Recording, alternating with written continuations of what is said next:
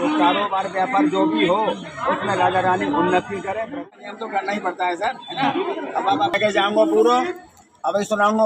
हाँ। और जो कर यहाँ पर आकर के क्या करना चाहिए, क्या करने से क्या मिलता है, वो सब कुछ बताऊंगा मैं अभी आपको। जी। ठीक है, समझ लूंगा, मातम जरूर सुनो यहाँ। हाँ, अरे फिर तो अच्छी बात है। बोलो राधा कृष्ण भगवान की जय, गोपाल भगवान की जय। सुनो, भगवान श्री कृष्ण का जन्म मथुरा में हुआ था, गोकुल में पालन पोषण हुआ था। तो राजा कंस को नारद जी के द्वारा पता चला था कि नंद बाबा के घर में जिस बच्चे का पालन हो रहा है वह बच्चा देवकी का ही 8वां पुत्र है। और जिस समय पर देवकी की शादी हुई थी उस समय पर आकाशवाणी हुई थी राजा कंस को, हे कंस, जिस बहन को इतने लाड़ प्यार से इसके ससुराल पहुंचाने जा रहा है इसी के 8वें पुत्र द्वारा तू मारा जाएगा। ठीक है, तो जब नारद जी के द्वारा कंस को पता चल गया कि नंद बाबा के घर में जो बच्चा है वो देवकी का ही 8वां पुत्र है, तो सबसे पहले पूतना को भेजा था कृष्ण को मारने के लिए। तो भगवान ने बचपन में पूतना को मार दिया। इसके बाद में अकासुर, बकासुर, धेनुकासुर, व्योमासुर, शक्रासुर, गणावर्त अनेक दैत्य राजा कंस ने भेजे। भगवान ने सबका उद्धार कर दिया। जब गोकुल में कंस के द्वारा बार बार दैत्यों का, असुरों का आना जाना बना रहा, तो नंद बाबा ने क्या किया कि समस्त ब्रजवासियों को लेकर के गोकुल धाम छोड़ दिया और वृंदावन में आकर के बस गए। वृंदावन से भगवान यहाँ पर गाय चराने के लिए आया करते थे। गिरिराज जी की तलेटी है यहाँ पर, पूरा 3.5 कोस लंबा गिरिराज जी पर्वत है यहाँ पर। तो इसके परिक्रमा में जब यहाँ पर गाय चराने आते थे तो राजा कंस ने आदेश दिया कि जो कृष्ण को मारेगा उसे मैं आधा राज्य धन संपत्ति दान में दूंगा। तो उस अरिष्टासुर ने सोचा कि कृष्ण यहाँ गाय चराने आता है, कृष्ण को गऊ बहुत प्रिय है, यदि मैं गऊ के बछड़े का रूप बना लूं तो फिर कृष्ण मुझे पहचान नहीं पाएगा और मैं कृष्ण को मार दूंगा। तो उसने बछड़े का रूप बना करके भगवान को मारने का प्रयास किया। भगवान ने उसके साथ में युद्ध किया और अंत में उसका प्राणांत कर दिया। तो राधा रानी जब अपनी सखियों के साथ मिलकर इधर पधारी, उन्होंने गऊ के बच्चे को मृत अवस्था में देखा तो ग्वाल वालों से पूछा कि हमारे ब्रजमंडल में तो गौ ब्राह्मणों की पूजा होती है, ये गौ के बच्चे को किसने मारा? तो पता लगा ऐसे कान्हा जी ने मारा है।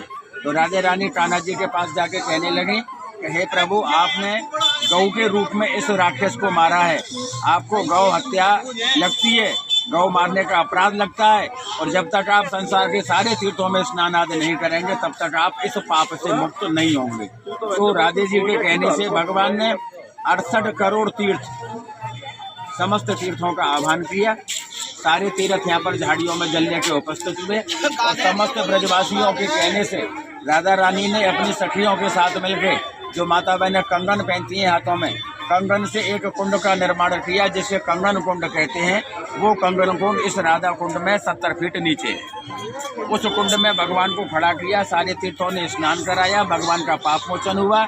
भगवान बोले राधे रानी से कि हे राधे, यह कुंड आपने अपने हाथों से बनाया है तो यह कुंड भविष्य में आपके नाम से जाना जाएगा, इसलिए इसे राधा कुंड कहते हैं। आगे भगवान बोले हे राधे रानी, कुछ ऐसा बतलाओ, क्योंकि मैं तो पाप से मुक्त हो गया, अब कुछ ऐसा बतलाओ जिससे सांसारिक लोगों का कल्याण हो गए। तो यहाँ राधा रानी ने यहाँ पर कुछ वरदान दिए हैं बहनों को, बेटियों को, भक्तों को, संतों को, माताओं को वरदान देते हुए कहा जो कोई भी इस पावन धाम पर आकर के 68 करोड़ तीर्थों का जल है, इस जल को अपने शीश पर चढ़ाएंगे, मस्तक पर लगाएंगे, इसकी पूजा करेंगे, इसकी आरती उतारेंगे तो सौभाग्यवती बेटियों का अखंड सौभाग्य बनता है।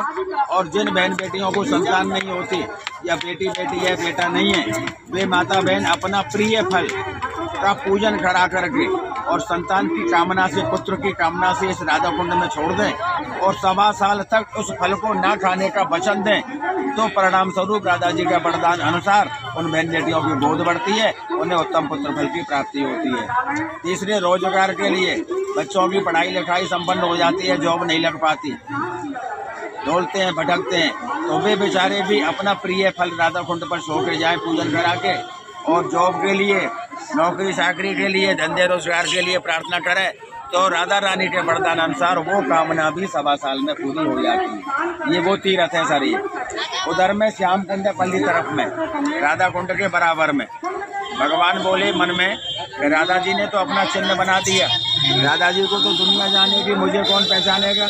तो भगवान ने बंसी से दूसरे कुंड का निर्माण किया, जिसके अंदर वज्रनाभि कुंड है 70 फीट नीचे, बंसी से बनाया ना, इसलिए। अब ये जो सामने सीढ़ियों में खाली स्थान दिखाई दे रहा है, सीढ़ियों में जो खाली स्थान है, वहाँ वो क्या है कि उस कुंड में जल नहीं निकला था जो भगवान ने खोदा था, तो भगवान ने बंसी से कंगन कुंड में जो सारे तीर्थों का जल था, उस जल को धीरे धीरे बंसी से रास्ता बना बनाकर अपने कुंड में पहुंचा दिया। ये वही रास्ता है, ये इसी रास्ते से दोनों कुंडों का जल आपस में मिला हुआ है यहाँ। ठीक है सर। तो इस तरीके से राधा जी के चरणों में देखो पूजन करेंगे तो धन और संतान की कमी नहीं रहती, अखंड सौभाग्य बनता है, बच्चे प्राप्त होते हैं, बच्चे का जीवन सुखमय बनता है। और जो कृष्ण भगवान का नाम सब साथ में ले लिया जाता है तो उनके मन में भक्ति का भाव उदय होता है और अंत समय पर मोक्ष की प्राप्ति होती है। बोलो राधा कृष्ण भगवान की जय। आपका नाम क्या हुआ? मेरा नाम है दिनेश, पंडित दिनेश चंद्र कौशिक जी। और ब्रैकेट में मास्टर जी बोलते हैं। मैं टीचिंग करता हूँ मैं टीचिंग करता हूँ, इसलिए मुझे दिनेश मास्टर जी भी कहते हैं जी। मेरा नंबर जो का ये 9897 लगो, नंबर लगो 9897897144, ये मेरा नंबर है। फिर दोबारा सुन लो, गलती हो जाए तो 9897897144। जो भी कोई इस मातम को सुनेगा, उनके हृदय में भक्ति का भाव जागृत होगा, श्रद्धा भाव उत्पन्न होगा। और जो बहन बेटियां, निसंतान बहन बेटियां इधर में आएंगी, अपना फलदान करेंगी, तो उन्हें उत्तम पुत्र फल की प्राप्ति भी होगी। संपर्क करने में नंबर भी दे दिया है, नाम भी दे दिया है जी। कभी भी आप लोग जब राधा कुंड आएँ तो ये महाराज जी से संपर्क जरूर करें, ये अच्छा से आपको यहाँ का महात्मा बताएंगे। राधे राधे। राधे। राधे।